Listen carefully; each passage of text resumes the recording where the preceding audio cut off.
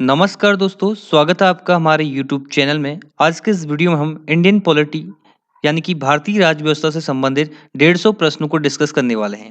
और ये वीडियो पूरी ल्यूसेंट का निचोड़ वीडियो है, ठीक है। इसमें 150 क्वेश्चन को इस वीडियो में डिस्कस करने वाले हैं। अगर आप इस वीडियो को देखते हैं तो ये वीडियो आपके लिए काफी ज्यादा हेल्पफुल है। अगर आप तैयारी कर रहे हैं किसी वनडे एग्जाम की या पीसीएस प्री एग्जाम की, तो उन सभी के लिए ये वीडियो आपके लिए इंपॉर्टेंट है, क्योंकि पॉलिटी से एग्जाम में बहुत सारे क्वेश्चन पूछे जाते हैं। और इस वीडियो में क्वेश्चन तो होंगे 30 से 40, लेकिन उन सब से रिलेटेड 4-5 फैक्ट हम डिस्कस करते जाएंगे। तो इस हिसाब से ये 150 से 200 क्वेश्चन बन जाते हैं। और आज के इस वीडियो का टारगेट है 2000 लाइक का। 2000 लाइक कंप्लीट होते ही इसकी पीडीएफ आपको मिल जाएगी टेलीग्राम ग्रुप पे, जिसका लिंक है नीचे डिस्क्रिप्शन में, वहां से आप ज्वाइन कर सकते हैं। तो चलिए वीडियो को स्टार्ट करते हैं। पहला क्वेश्चन है, डॉक्टर बी.आर. अम्बेडकर की अध्यक्षता में संविधान सभा की प्रारूप समिति में कुल कितने सदस्य थे? तो इस प्रश्न का सही जवाब है ऑप्शन नंबर ए, 7 सदस्य। तो संविधान सभा की प्रारूप समिति में टोटल 7 सदस्य थे, ठीक है। एक थे अध्यक्ष भीमराव अंबेडकर और 6 अन्य, तो टोटल यहाँ पर 7 सदस्य थे। देखिए, संविधान सभा के निर्माण में बहुत सारी समितियां बनी थी, तो आगे हम बात करेंगे उन सभी समितियों के बारे में और उनके अध्यक्ष के बारे में। बहुत सारे क्वेश्चन पूछे जाते हैं। इस क्वेश्चन से आपको इतना ही याद रखना है कि संविधान सभा की प्रारूप समिति के अध्यक्ष कौन थे? भीमराव अंबेडकर। और इनके साथ 6 अन्य सदस्य भी थे, जिनके नाम यहाँ पर आप देख सकते हैं। टोटल इसमें 7 सदस्य थे। देखिए, इनके नाम तो नहीं पूछे जाते हैं, लेकिन 2 सदस्यों के नाम पूछे जाते हैं। बी.एल. मित्र, इनके स्थान पर एन. माधवन राव और डी.पी. खोताल, इनके स्थान पर 1948 में इनकी मृत्यु हो जाती है। टी.टी. कृष्णामाचारी जो है इसके सदस्य बनते हैं, ठीक है। तो ये 2 सदस्य बाद में बनते हैं, एन. माधव और टी.टी. कृष्णाचार्य, ठीक है।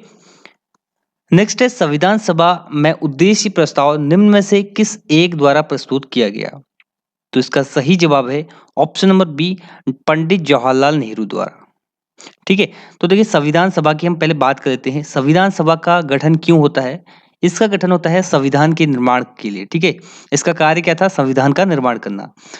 तो 1946 में कैबिनेट मिशन भारत आता है, ठीक है। और कैबिनेट मिशन के ही रिकमेंडेशन पर संविधान सभा का गठन किया जाता है 1946 में। जब संविधान सभा का गठन होता है, इसमें टोटल मेंबर होते हैं 389। और संविधान सभा की पहली बैठक पूछा जाता है कब होती है? तो 9 दिसंबर 1946 को संविधान सभा की पहली बैठक होती है, जिसमें 207 सदस्य जो हैं हिस्सा लेते हैं, जिसमें से 9 महिलाएं होती हैं। संविधान सभा की जो पहली बैठक होती है, इसके अध्यक्ष कौन होते हैं? तो डॉक्टर सच्चिदानंद सिन्हा इसके अध्यक्ष होते हैं, और ये अस्थायी अध्यक्ष होते हैं, ठीक है। अगर आपसे पूछा जाए संविधान सभा के अस्थायी अध्यक्ष कौन थे, तो सच्चिदानंद सिन्हा। और इसके बाद 11 दिसंबर 1946 को संविधान सभा की दूसरी बैठक होती है, और इसके अध्यक्ष होते हैं राजेंद्र प्रसाद, ठीक है। और ये जो है स्थायी अध्यक्ष होते हैं संविधान सभा के। इनको निर्विरोध जो है संविधान सभा का स्थायी अध्यक्ष चुन लिया जाता है। अब हम बात करते हैं क्वेश्चन की, जो था उद्देश्य प्रस्ताव। तो 13 दिसंबर 1946 को पंडित जवाहरलाल नेहरू ने, इंपॉर्टेंट डेट है, संविधान सभा के सामने जो है उद्देश्य प्रस्ताव प्रस्तुत किया। ये जो उद्देश्य प्रस्ताव है ना, इसी को बाद में प्रस्तावना या उद्देशिका में परिवर्तित किया जाता है, ठीक है। और जो ये उद्देश्य प्रस्ताव है, इसको संविधान सभा ने 22 जनवरी 1947 को पास किया था या पारित किया था, ठीक है। तो 13 दिसंबर 1946 को पंडित जवाहरलाल नेहरू ने उद्देश्य प्रस्ताव प्रस्तुत किया, और 22 जनवरी 1947 को इसको पास किया गया, ठीक है। तो दोनों डेट आपके लिए महत्वपूर्ण है। और संविधान सभा में शुरुआत में 389 सदस्य थे, जिसमें से 292 थे ब्रिटिश प्रांत से, 4 थे चीफ कमिश्नर, और 93 थे देसी रियासतों से, ठीक है। लेकिन 3 जून, ये डेट बहुत इंपॉर्टेंट है, 3 जून 1947 को माउंट ब्रिटेन योजना आती है। तो माउंट ब्रिटेन योजना के तहत ही भारत का विभाजन होता है, ठीक है। और भारत के विभाजन के बाद जो संविधान सभा है, इसमें टोटल 299 सदस्य ही रह जाते हैं, ठीक है। तो ये आपको याद रखना है। और संविधान सभा ने अपनी रिपोर्ट कब प्रस्तुत की, अपनी रिपोर्ट कब पेश की, ये एग्जाम में पूछा जाता है। तो 21 फरवरी, डेट याद रखनी है आपको, 21 फरवरी 1948 को जो है संविधान सभा ने अपनी रिपोर्ट प्रस्तुत की, ठीक है। तो इस प्रश्न से आपको इतना याद रखना है। नेक्स्ट है, नागरिकता संशोधन विधेयक 2019 कब से लागू किया गया? तो इस प्रश्न का सही जवाब है ऑप्शन नंबर डी, 10 जनवरी 2020 से, ठीक है। तो देखिए, नागरिकता संशोधन विधेयक 2019 में पेश किया जाता है, ठीक है।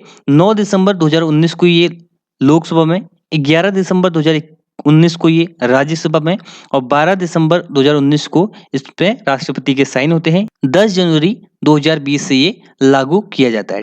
तो जो CAA था 9 दिसंबर 2019 को इसको पेश किया जाता है और ये 12 दिसंबर 2019 को पारित होता है और लागू कब से होता है? 10 जनवरी 2020 से। ठीक है।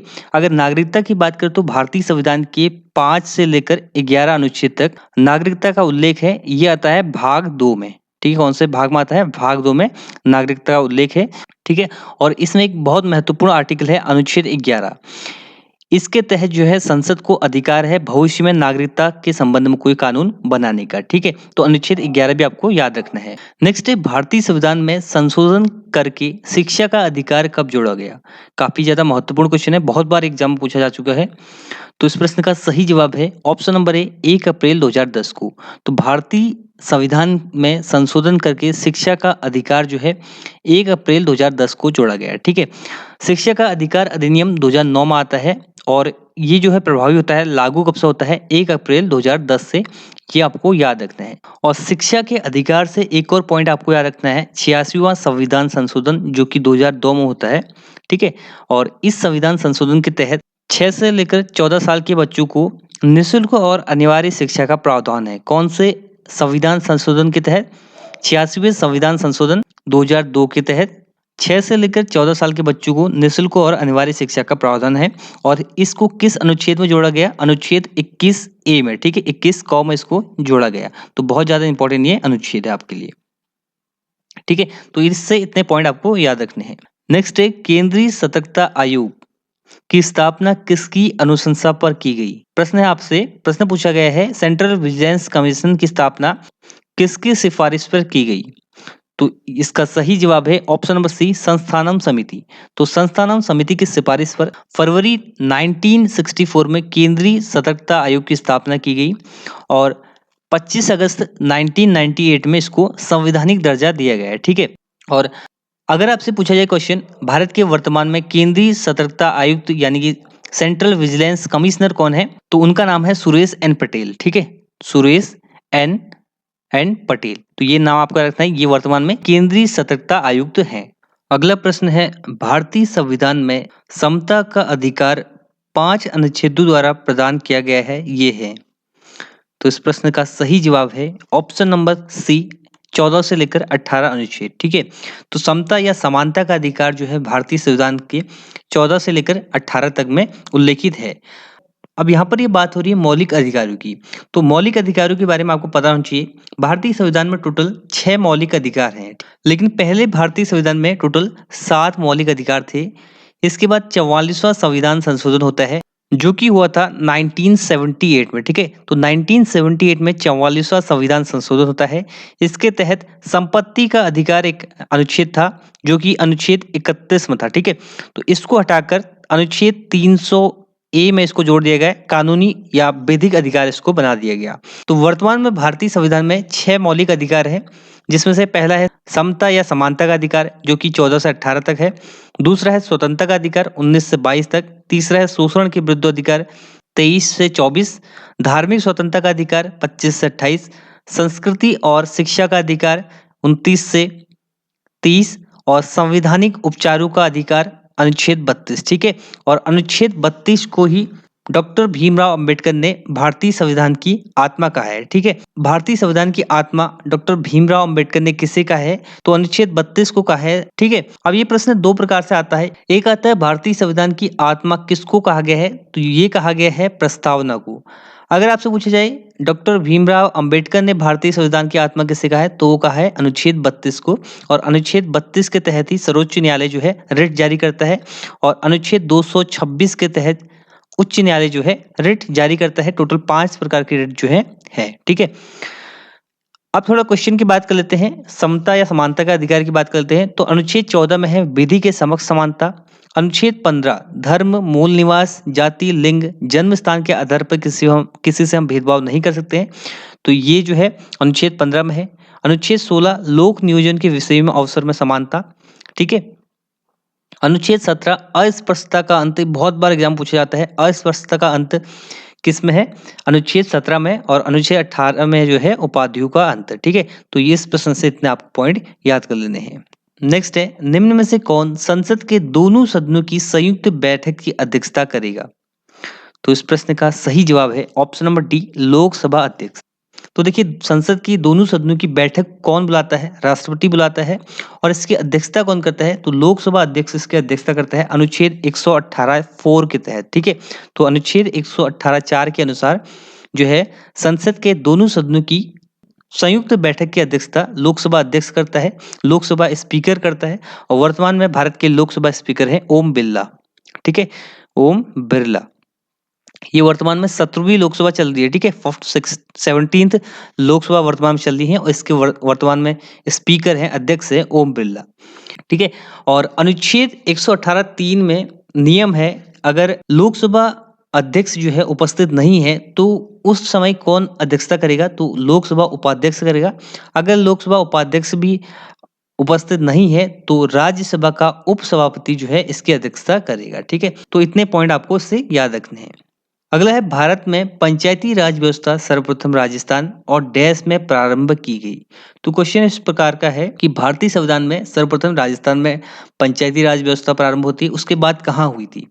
तो इसका सही जवाब है option number D, Andhra Pradesh में। ठीक है, तो देखिए, पंचायती राज व्यवस्था जो है इसका गठन बलवंत राय समिति की सिफारिश पर होता है। ठीक है, और बलवंत राय समिति का गठन होता है 1957 में और नवंबर 1957 में ये अपनी रिपोर्ट प्रस्तुत करता है। ठीक है, और इसी के सिफारिश के आधार पर जो है 2 अक्टूबर 1959 को राजस्थान के नागौर जिले में जो है पंचायती राज का गठन किया जाता है पंडित जवाहरलाल नेहरू द्वारा। इसके बाद आंध्र प्रदेश भी इस व्यवस्था को अपने यहाँ लागू करने वाला, पंचायती राज प्रणाली लागू करने वाला दूसरा राज्य बनता है। एक अनुच्छेद पूछा जाता है, पंचायतों का गठन किस अनुच्छेद में उल्लेखित है? तो राज्य को पंचायतों के गठन का निर्देशन जो है अनुच्छेद 40 में है। ठीक है, ये डीपीएसपी में आता है, नीति निर्देशक तत्व में आता है। तो पंचायतों का गठन का उल्लेख जो है अनुच्छेद 40 में है। और इस प्रश्न से याद रखना है, 73वां संविधान संशोधन होता है, 73वां संविधान संशोधन होता है 1992 में। ठीक है, इसके तहत आता है पंचायती राज अधिनियम, जो कि लागू होता है 24 अप्रैल 1993 को, और इसीलिए जो है 24 अप्रैल को पंचायती राज दिवस भी मनाया जाता है। तो पंचायती राज अधिनियम कब लागू होता है? 24 अप्रैल 1993 को, और इसी के तहत जो है पंचायती राज दिवस मनाया जाता है। और इसी संशोधन के बाद जो है 11वीं अनुसूची को जोड़ा जाता है भारतीय संविधान में। ठीक है, तो इस प्रश्न से आपको इतना याद रखना है। नेक्स्ट है, भारतीय संविधान के अनुच्छेद 170 के अनुसार किसी राज्य की विधानसभा के सदस्यों की न्यूनतम और अधिकतम संख्या क्रमशः हो सकती है। तो इस प्रश्न का सही जवाब है ऑप्शन नंबर डी, 60 और 500। तो मिनिमम हो सकती है 60 और मैक्सिमम हो सकती है कितनी? 500। ठीक है, तो ये हो सकती है विधानसभा में। ठीक है, लेकिन एक्सेप्शन है, अपवाद है 3 राज्यों के लिए। एक है सिक्किम जहां पर 32 है, और दूसरा है गोवा जहां पर 40 है, और तीसरा है आपका मिजोरम जहां पर 40 है। तो 3 स्टेट आपको याद रखने हैं, सिक्किम हो गया, गोवा हो गया और मिजोरम। ठीक है, एसजीएम जो है यहाँ पर अपवाद है, यहाँ पर 60 से कम सीटें हैं। और सबसे अधिक सीटें कहाँ पर हैं? तो सबसे अधिक सीटें हैं आपका 403 उत्तर प्रदेश में, यहाँ पर विधानसभा की सबसे अधिक सीटें हैं। तो विधानसभा के लिए कौन सा अनुच्छेद है? 170 है। ठीक है, 169 है विधान मंडल के लिए, और 171 है विधान परिषद के लिए। तो ये 3 अनुच्छेद भी आपको याद रखने हैं। और अनुच्छेद 170 के अनुसार जो है किसी भी विधानसभा में मैक्सिमम 500 सदस्य हो सकते हैं और मिनिमम 60 हो सकते हैं। 3 राज्यों में अपवाद है, सिक्किम, गोवा और मिजोरम में।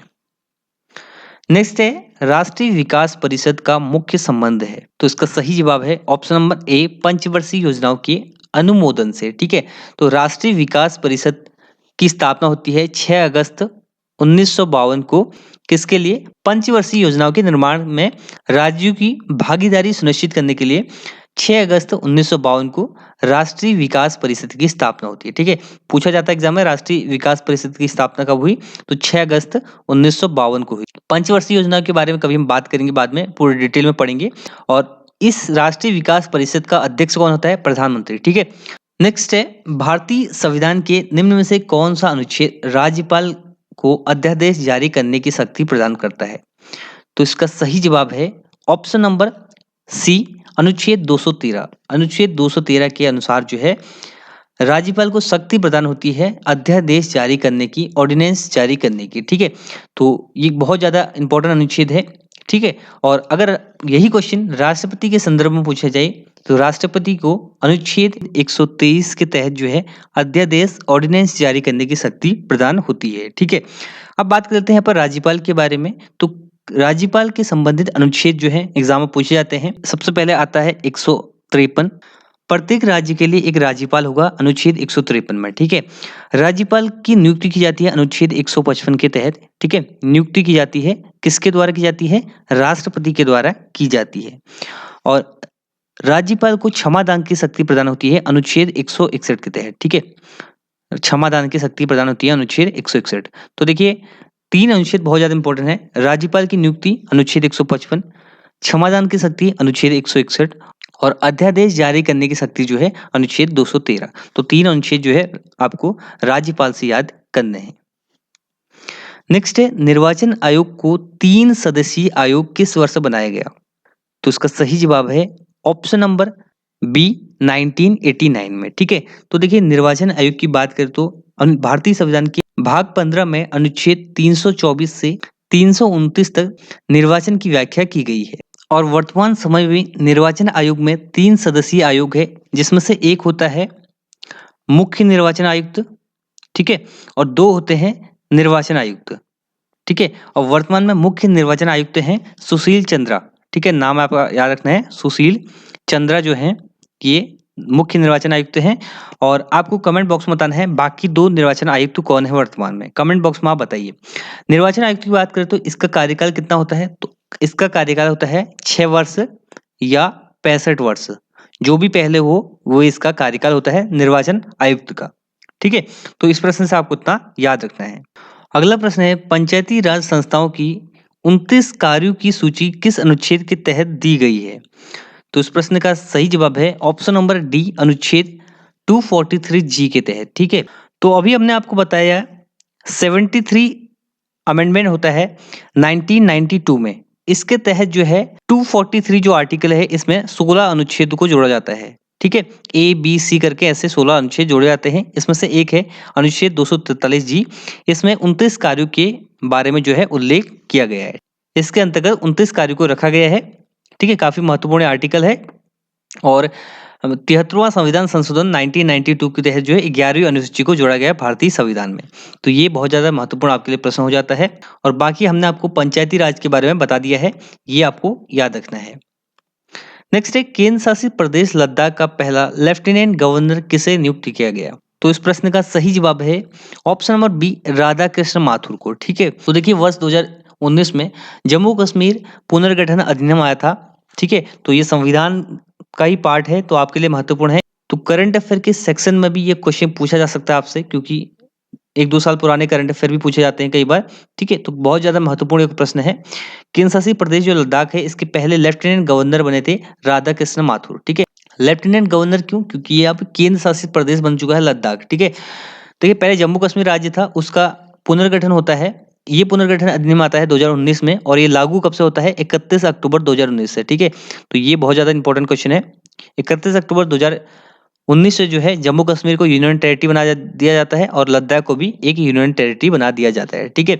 और लेफ्टिनेंट गवर्नर यानी कि उपराज्यपाल होता है, इसकी नियुक्ति किसके द्वारा की जाती है? तो ये राष्ट्रपति के द्वारा की जाती है। तो इस प्रश्न से आपको इतना याद रखना है। अगला प्रश्न है संविधान सभा ने राष्ट्रीय ध्वज को सर्वप्रथम कब स्वीकार किया? तो इसका सही जवाब है ऑप्शन नंबर ए 22 जुलाई 1947 को, ठीक है। तो 22 जुलाई 1947 को जो है संविधान सभा ने अपने चौथे अधिवेशन में राष्ट्रीय ध्वज को स्वीकार किया, ठीक है। राष्ट्रीय ध्वज की बात करें तो तिरंगा राष्ट्रीय ध्वज है हमारा, ठीक है। 24 उसमें तीलियां हैं और इसका जो रेशियो है 3/2 का इसका रेशियो है, ठीक है।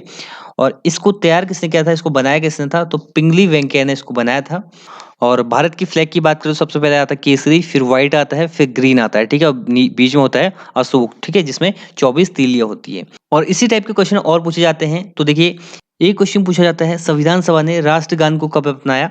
तो 24 जनवरी 1950 को जो है संविधान सभा ने राष्ट्रगान को अपनाया। राष्ट्रगान की बात करें तो ये पहली बार 1911 में अधिवेशन होता था कोलकाता में कांग्रेस का, इसमें गाया गया था, रविन्द्रनाथ टैगोर ने लिखा है। वहीं राष्ट्रीय गीत की बात करें तो 26 जनवरी 1950 को राष्ट्रीय गीत को अपनाया गया था और ये पहली बार 1896 के कोलकाता अधिवेशन में गाया गया था। ठीक है, तो इस प्रश्न से आपको इतना याद रखना है। नेक्स्ट है, निम्नलिखित में से किस संविधान अधिनियम या संशोधन को, यहाँ पर संशोधन होगा, संशोधन को लघु संविधान कहा जाता है? तो इस प्रश्न का सही जवाब है ऑप्शन नंबर ए, 42वां संविधान संशोधन। तो देखिए 1976 में होता है 42वां संविधान संशोधन।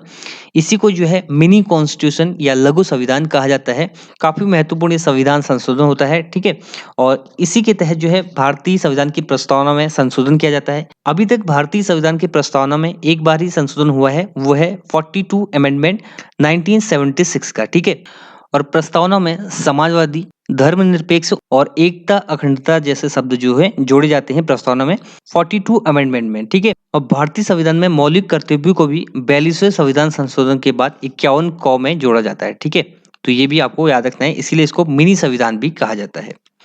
नेक्स्ट है, निम्न में से कौन सा एक संवैधानिक संशोधन मौलिक कर्तव्यों से संबंधित है? तो अभी हमने बात की 42वां संविधान संशोधन जो कि 1976 में हुआ था, ये जो है मौलिक कर्तव्यों से संबंधित है। इसी के तहत जो है मौलिक कर्तव्यों को भारतीय संविधान में जोड़ा गया और किस अनुच्छेद में जोड़ा गया? 51 क में जोड़ा गया।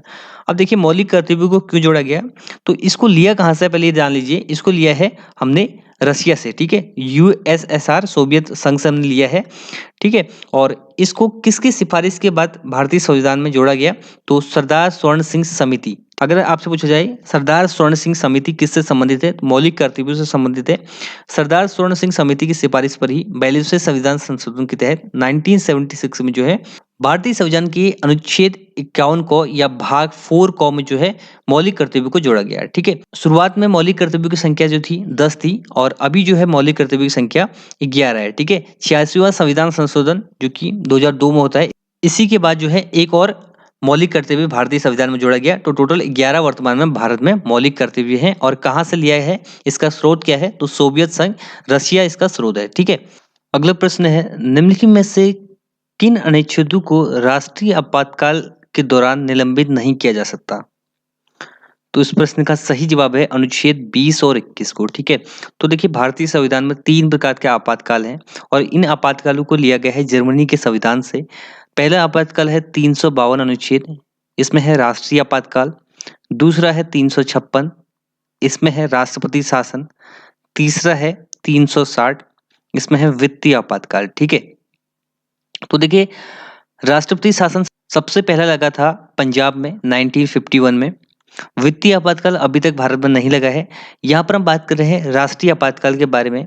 तो देखिए जब राष्ट्रीय आपातकाल लगता है तो अनुच्छेद 20 और 21 जो कि मौलिक अधिकार है, इनको समाप्त नहीं किया जा सकता है और मौलिक या मूल अधिकारों का निलंबन अनुच्छेद 359 में किया गया है। और इनको जो है निलंबित कौन करता है? राष्ट्रपति के आदेश द्वारा इनको निलंबित किया जाता है। जैसे कि अनुच्छेद 19 है, ये आपातकाल की घोषणा में स्वतः ही निलंबित हो जाता है, लेकिन अनुच्छेद 20 और 21 जो है समाप्त नहीं होते हैं। तो दो बहुत महत्वपूर्ण अनुच्छेद हैं, ये आपको याद रखना है।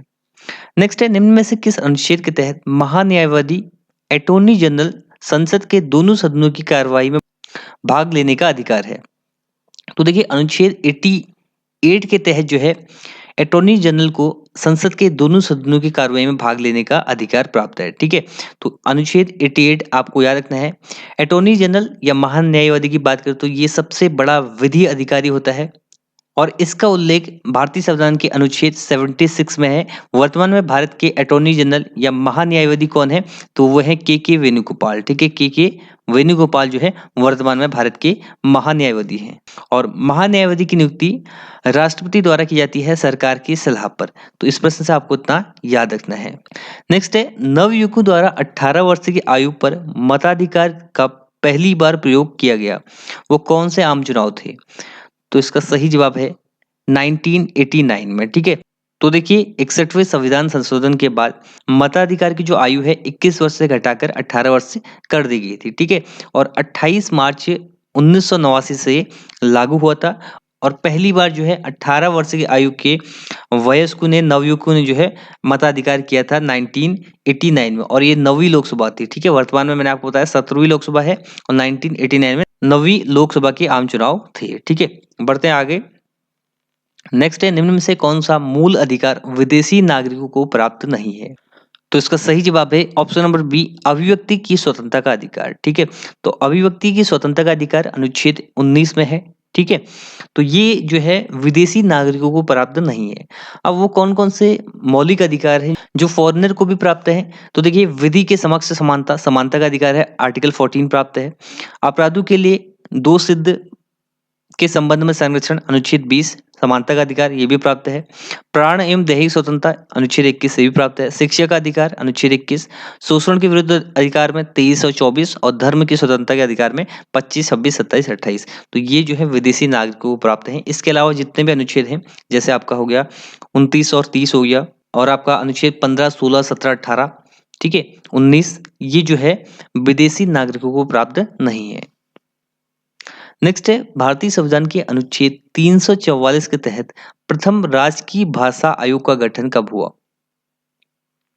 तो देखिए, भारतीय संविधान के अनुच्छेद 344 के तहत राजकीय भाषा आयोग का गठन होता है 1955 में, बीजी खेर की अध्यक्षता में। ठीक है, तो ये आपको अध्यक्षता भी याद रखनी है, बीजी खेर की अध्यक्षता में। तो देखिए, भारतीय संविधान के अनुच्छेद 343 से लेकर 351 तक जो है राजभाषा का उल्लेख है। ठीक है, और ये आता है भाग 17 में। कई बार आपसे पार्ट या भाग भी पूछ लिया जाता है। ठीक है, तो देखिए, जो अनुच्छेद 343 है, इसमें लिखा गया कि संघ की जो राजभाषा है वो है हिंदी, हिंदी, और इसकी लिपि क्या है? देवनागरी इसकी लिपि है। अनुच्छेद 344 के तहत जो है राजकीय भाषा आयोग का गठन किया गया 1955 में, जिसके अध्यक्ष थे बीजी खेर। ठीक है, और इसने जो है अपना प्रतिवेदन राष्ट्रपति को 1956 में जो है सौंपा। ये भी पूछा जाता है, 1956 में से अपना प्रतिवेदन राष्ट्रपति को सौंपा। और वर्तमान में भारतीय संविधान में कितनी भाषाएं हैं?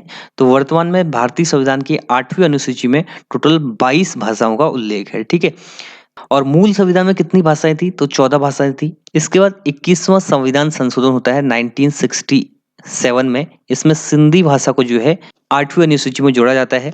इसके बाद होता है 71वां संविधान संशोधन 1992 में। इसमें देखिए नेपाली, मणिपुरी और कोंकणी, नमक, ठीक है, इसको जो है 8वीं अनुसूची में जोड़ा जाता है। इसके बाद होता है 92वें संविधान संशोधन 2003 में। इसमें 4 भाषाओं को जोड़ा जाता है, बोडो, डोगरी, संथाली और मैथिली। ठीक है, तो ये 4 भाषाएं जोड़ा जाता है। इनको मिला के टोटल 22 भाषाओं का जो उल्लेख है 8वीं अनुसूची में है। ठीक है, तो इस प्रश्न से इतना आपको याद रखना है। अगला प्रश्न है, भारतीय संविधान में मौलिक कर्तव्यों का विचार लिया गया है। तो इसका आंसर मैंने आपको पहले बता दिया है।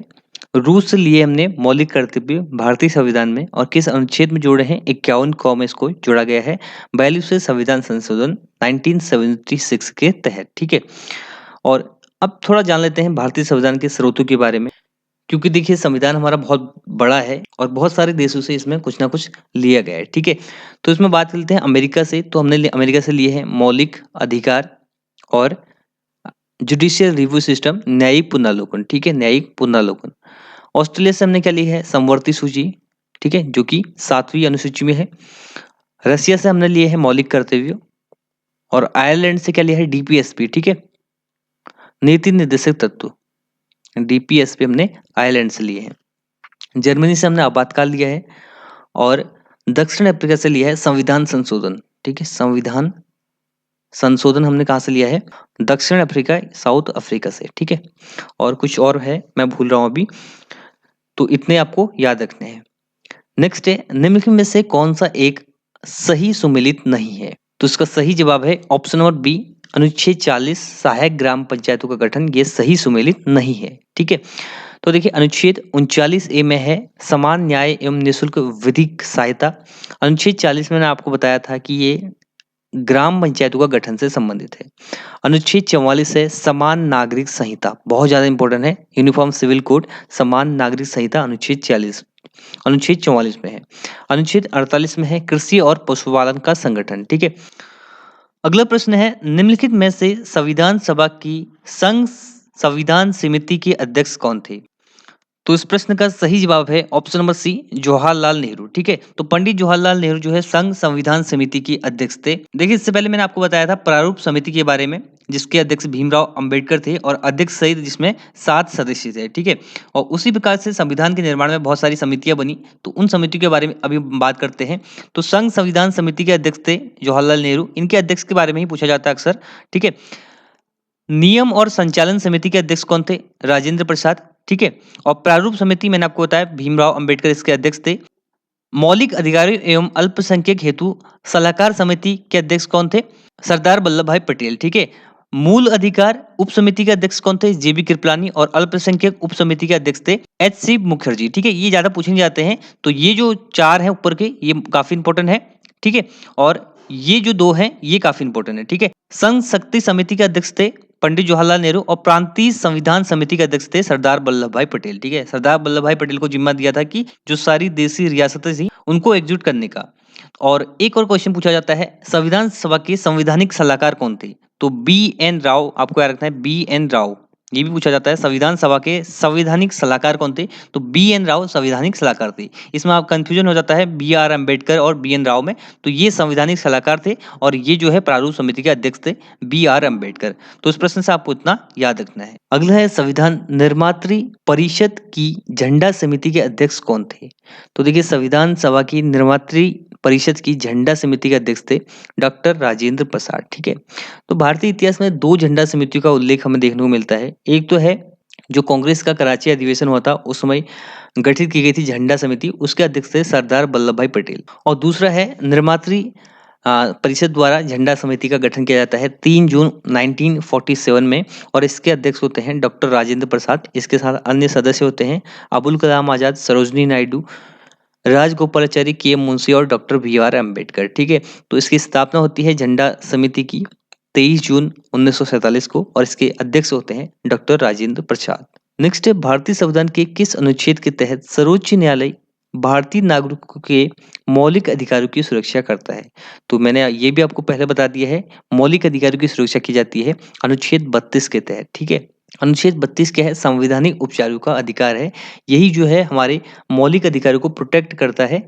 इसी को ही डॉक्टर बी.आर. अम्बेडकर ने भारतीय संविधान की आत्मा कहा है। इसी अनुच्छेद के तहत सर्वोच्च न्यायालय में और अनुच्छेद 226 के तहत उच्च न्यायालय में रिट जो है जारी की जा सकती है। और कितने प्रकार की रिट हैं? तो 5 प्रकार की रिटें हैं। 5 प्रकार की रिट कौन कौन सी है? बंदी प्रत्यक्षीकरण, परमादेश, प्रतिषेध, उत्प्रेषण और अधिकार परीक्षा। ये 5 प्रकार की रिटें जो है लगाई जा सकती हैं सर्वोच्च न्यायालय में अनुच्छेद 32 के तहत और उच्च न्यायालय में जो है अनुच्छेद 226 के तहत। अगला है, भारत के संविधान की निम्नलिखित में से कौन सी एक अनुसूची में दल बदल विरोधी कानून का विषय प्रावधान है? तो इसका सही जवाब है ऑप्शन नंबर डी, 10वीं अनुसूची में। ठीक है, तो देखिए 52वां संविधान संशोधन होता है 1985 में, जिसके द्वारा भारतीय संविधान की 10वीं अनुसूची को जोड़ा गया है। ठीक है, और इसी में जो है दल बदल विरोधी कानून विषयक प्रावधान है। ठीक है, तो इस प्रश्न से इतना आपको याद रखना है। अगला है, निम्नलिखित में से कौन सी एक सबसे बड़ी संसदीय समिति है? तो इसका सही जवाब है ऑप्शन नंबर बी, प्राक्कलन समिति। ठीक है, तो देखिए ये सबसे बड़ी संसदीय समिति किस हिसाब से है? सदस्यों की संख्या के हिसाब से हम बात कर रहे हैं। ठीक है, तो सदस्यों की संख्या के हिसाब से सबसे बड़ी समिति है। इसमें टोटल 30 सदस्य होते हैं और इसके सदस्य केवल लोकसभा से निर्वाचित होते हैं। इसका कार्यकाल 1 साल का होता है। ठीक है, तो 3 बात आपको याद रखनी है। प्राक्कलन समिति में कितने सदस्य होते हैं? 30 सदस्य होते हैं और इसके सदस्य कहाँ से निर्वाचित होते हैं? लोकसभा से। कितना इसका कार्यकाल होता है? 1 साल का इसका कार्यकाल होता है। अब बात कर लेते हैं अन्य समिति के बारे में। तो लोक लेखा समिति बहुत काफी ज्यादा इंपॉर्टेंट समिति है। ठीक है, दोनों सदनों राज्यसभा लोकसभा से 22 सदस्य इसमें होते हैं, जिसमें 15 सदस्य लोकसभा से और 7 सदस्य जो है राज्यसभा से होते हैं और इसका भी कार्यकाल 1 साल का होता है। ठीक है, सरकारी उपक्रम समिति, इसमें 22 सदस्य होते हैं, 15 लोकसभा से, 7 राज्यसभा से, 1 साल का इसका भी कार्य होता है। याचिका समिति या पिटीशन कमेटी जो होती है, इसमें 25 सदस्य होते हैं, लोकसभा से 15 और राज्यसभा से 10 सदस्य। ठीक है, तो इस प्रश्न से आपको इतना याद रखना है। नेक्स्ट है, निजता का अधिकार निम्न में से किस अनुच्छेद में है? तो देखिए निजता का अधिकार है अनुच्छेद 21 में। ठीक है, अनुच्छेद आर्टिकल 21 में निजता का अधिकार, राइट टू प्रिवेसी जो है वर्णित है और ये क्वेश्चन काफी ज्यादा महत्वपूर्ण क्वेश्चन है। बहुत बार ये पूछा जा चुका है और हाल ही में ही यूपीएससी प्री में भी ये क्वेश्चन आया था। ठीक है, तो अनुच्छेद 21 में निजता का अधिकार, राइट टू प्राइवेसी का उल्लेख किया गया है।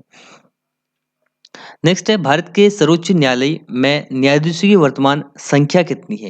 तो इसका सही जवाब है ऑप्शन नंबर डी 34। ठीक है, तो देखिए भारतीय संविधान के अनुच्छेद 124 में न्यायाधीशों की संख्या का उल्लेख किया गया है। स्टार्टिंग में न्यायाधीशों की संख्या थी 8। ठीक है, स्टार्टिंग में। वहीं 2019 से पहले की बात करें तो उस समय थी 30। ठीक है, ये जो है 30 न्यायाधीशों की है और मुख्य न्यायाधीश को मिलाकर होती है 31। पहले 31 थी। ठीक है, तो यहाँ पर भी आप देखिए और इसके बाद 2019 में संशोधन होता है, 3 और इसमें ऐड कर दिए जाते हैं, तो न्यायाधीश होंगे 33 और एक मुख्य न्यायाधीश तो होंगे 34 टोटल। तो यहाँ पर इस क्वेश्चन को आप इस प्रकार से कर लीजिएगा, सर्वोच्च न्यायालय में न्यायाधीश सहित कितने न्यायाधीशों की संख्या है? तो 34 है। अगर सिर्फ न्यायाधीश पूछा जाए तो 33 है। ठीक है, तो टोटल 34 और सिर्फ न्यायाधीश 33। ठीक है, और वर्तमान में भारत के मुख्य न्यायाधीश कौन है? तो वो है एनवी रमन्ना। ठीक है, एनवी रमन्ना वर्तमान में भारत के मुख्य न्यायाधीश हैं। अगला है, भारत में वर्तमान में कितने उच्च न्यायालय हैं? तो इस प्रश्न का सही जवाब है ऑप्शन नंबर बी 25 उच्च न्यायालय। ठीक है, इससे पहले कितने थे? 24 थे और नया रिसेंट में कौन सा बना है? वो है आंध्र प्रदेश हाई कोर्ट, जो कि 2019 में स्टेब्लिश हुआ है। ठीक है, बात करें भारतीय संविधान की तो भाग 6 में जो है अनुच्छेद 214 से 231 तक जो है इसका प्रावधान है उच्च न्यायालय का, और अनुच्छेद 216 काफी महत्वपूर्ण है। इसमें जो है उच्चतम न्यायालय के मुख्य न्यायाधीश की नियुक्ति राष्ट्रपति द्वारा की जाती है। किस अनुच्छेद के तहत? अनुच्छेद 216 के तहत। और उच्च न्यायालय के न्यायाधीश का कार्यकाल कितना होता है? तो 62 वर्ष का कार्यकाल होता है। ठीक है, 62 वर्ष तक, 62 वर्ष की एज तक जो है उनका कार्यकाल होता है। और अगर बात करें सुप्रीम कोर्ट की तो 65 ईयर। ठीक है, सुप्रीम कोर्ट में 65 ईयर और हाई कोर्ट में 62 ईयर। तो ये थे भारतीय संविधान से रिलेटेड महत्वपूर्ण क्वेश्चन। आई होप ये वीडियो आपको पसंद आया होगा। तो ये है इस वीडियो का and. Thanks for watching and God bless you.